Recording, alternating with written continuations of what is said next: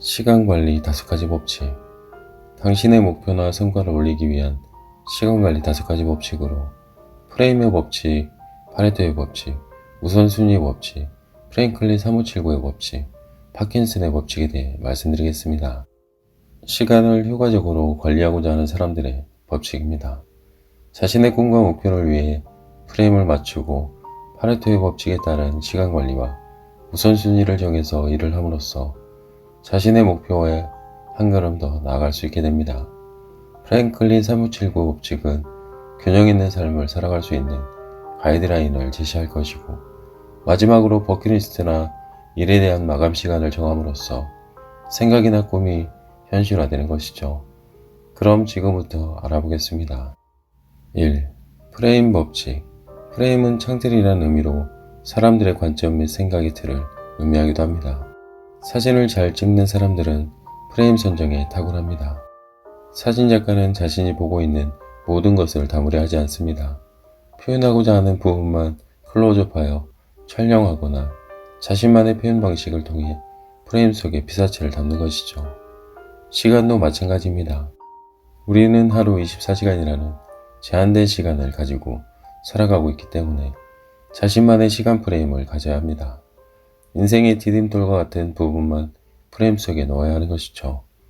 프레임은 크게 상위 프레임과 하위 프레임으로 나누어지는데, 상위 프레임은 왜 꿈을 가지는지 설명하는 이유이자 의미이며 목표와 비전입니다.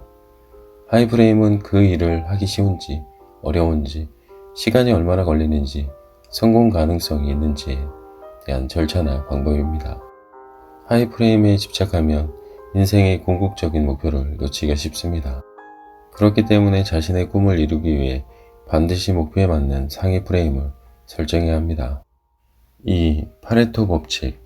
파레토 법칙은 상위 20%가 전체 생산량의 80%를 만든다는 법칙으로, 경영 컨설턴트인 조지 푸드라인이 이탈리아 경제학자 빌프레도 파레토가 발견한 현상에서 이름을 따와 파레토 법칙으로 세상에 알려졌습니다. 파레토는 1896년 이탈리아 인구 20%가 80%의 땅을 소유하는 현상에 대한 논문을 발표했는데, 이 법칙은 다양한 부분에 적용되고 있습니다. 가장 잘 팔리는 제품 20%가 매장 매출의 80%를 차지한다거나, 상위 20% 축구 선수가 80%의 골을 넣는다는 것 등 예로 들 수 있습니다. 시간도 마찬가지입니다. 모든 시간을 집중해 사용하는 것이 아니라 20%의 시간을 효율적으로 집중해 사용할 때 나머지 80%의 시간은 여유롭고 편하게 보낼 수 있게 되는 것이죠. 3. 아이젠하워 우선순위 법칙. 파레토의 법칙에 따라 하루 중 가장 중요한 일을 하루 일과 중 20% 시간 안에 처리하는 효과를 이루기 위해서는 우선순위에 따라 일을 처리해야 합니다. 사무실 책상에 놓여있는 복잡한 서류들을 정리하지 않으면 서류를 찾는 데 시간만 허비합니다. 시간도 마찬가지입니다. 자신의 시간을 정리하지 않으면 결코 만족스러운 결과를 얻을 수 없습니다. 효과적인 시간을 투자하기 위해서는 아이젠하워 법칙에 따라 우선순위를 정해야 합니다. 아이젠하워 법칙을 시간과 연결하면 무엇을 먼저 하고 무엇을 뒤에 해야 할 것인지를 정확히 분류할 수 있습니다. 아이젠하워 법칙을 이용하기 위해 빈 종이를 4등분합니다. 그리고 4등분한 공간에 1. 급하고 중요한 일, 2. 중요한 일, 3. 급하지만 중요하지 않은 일, 4. 나머지 일 순으로 적습니다. 종이 위에 오늘 할 일을 모두 적었다면 1번 순으로 일을 처리해가면 되는 것이죠. 확실히 어제보다 효율적인 시간을 보내게 될 것입니다. 4. 프랭클린 3579 법칙.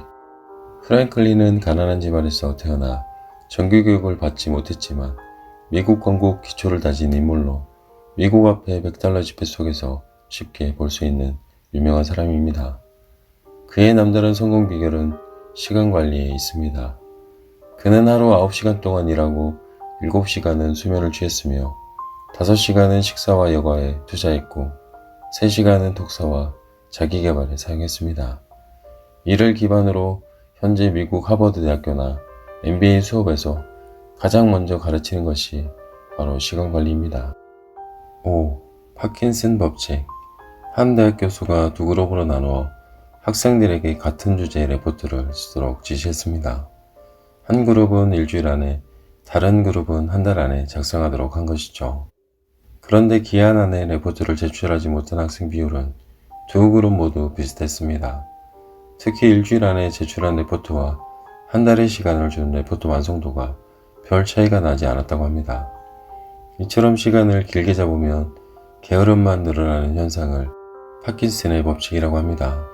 영국의 역사학자이자 경영연구가인 파킨슨이 발표한 이 법칙은 원래 업무는 그것을 완성하는데 사용할 수 있는 시간을 채울 만큼 확대되기 마련이라는 내용으로 일의 양에 관계없이 영국 공무원 수가 계속해서 늘어나는 것을 분석한 결과였습니다.